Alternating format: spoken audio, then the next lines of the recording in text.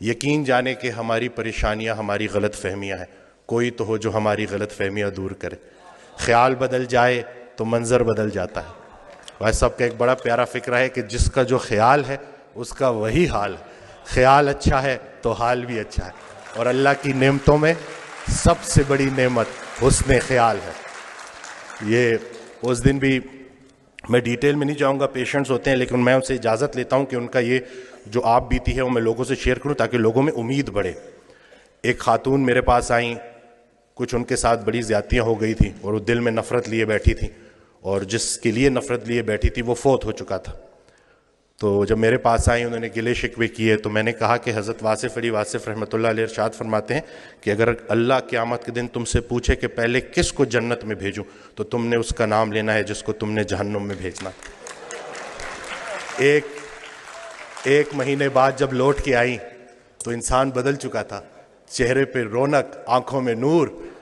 تو مجھے کہتی ہیں کہ ڈاکٹر وسیم جب میں یہاں سے اٹھ کے گئی تو پہلے تو میں گھر کی طرف جا رہی تھی، مجھے آپ کی بات ہضم نہیں ہوئی، لیکن پھر میں نے گاڑی موڑی اور میں قبرستان چلی گئی، اور میں اس کی قبر کے سامنے کھڑے ہو کے میں نے کہا کہ جو تو نے میرے ساتھ کیا معافی کے قابل نہیں ہے، لیکن جا تجھے اللہ کی رضا کے لیے معاف کرتی ہوں۔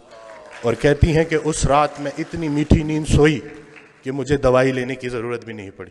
یہ جو نفرت ہے نا، ظرف دکھانا ہے، اور اتنی کوئی بڑی بات ہے ہی نہیں۔ مقصد بندہ ہے تو نتیجہ بھی بندہ ہے، مقصد اللہ ہے تو نتیجہ بھی اللہ ہے۔ تو سب سے پہلے تو ہم نے اپنی توقعات کو مومن کرنا ہے، زندگی مومن ہو ہی جائے گی۔ اصل میں ہماری توقعات مومن نہیں ہو رہی، ہم نے ایکسپیکٹیشنز اتنی بڑھا دی ہیں، ہر کسی سے ہم توقعات رکھتے ہیں سوائے اللہ کے۔ تو اپنا گھر، اپنی تنہائی، اپنی قبر، اسی کے اوپر فوکس کریں۔ ہر انسان سے اس کا اپنا پوچھا جائے گا۔ جس شوہر کو اپنی بیوی میں صرف برائیاں نظر آ رہی ہیں، اصل میں اس کو اپنی تمام برائیاں اپنی بیوی میں نظر آ رہی۔ اچھے شوہر کو اپنی بیوی اچھی لگے گی، برے شوہر کو اپنی بیوی برے لگے گی۔ اب بتاؤ بیوی اچھی لگتی ہے یا بری لگتی ہے؟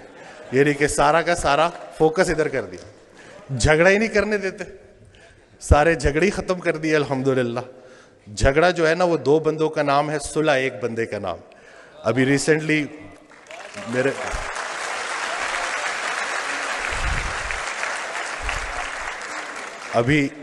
میرے ساتھ ایک واقعہ ہوا، میں گاڑی ریورس کر رہا تو وہ برانڈ نیو گاڑی تھی، وہ لگ گئی، وہ پیچھے سے غلطی میری تھی، تو میں اترا تو وہ بڑے غصے میں میری طرف آئے، تو میں نے فوراً معافی مانگ لی نا کہ مجھے نظر نہیں آیا، میں بہت معذرت کرتا ہوں، اور بہت زیادہ میں نے ان سے معافی نا، تو ابھی وہ غصہ ان کا ایک دم سے اتر گیا، کہتے ہیں آج کل معافی کون مانگتا ہے؟ تو میں نے کہا جی وہ نقصان چھوڑے، نقصان کو اپنا نمبر دے اور رابطے میں رہیں گے۔ تو میرا بڑا دل تھا میں ان کو بولوں کہ اگر کوئی معافی منگوانے والا پیچھے کھڑا ہو تو بندہ ضرور معافی مانگتا ہے۔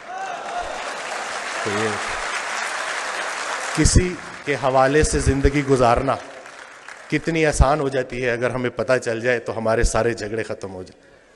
جو میں نے جو سنا ہے نا کہ جنہیں ہم رخصت کرتے ہیں وہی ہمارا استقبال کریں گے، تو جن کو ہم پیچھے چھوڑ کے آئے تھے وہ ہمیں آگے ملیں گے، تو اب ان کے لیے کیا لے کے جا رہے ہو؟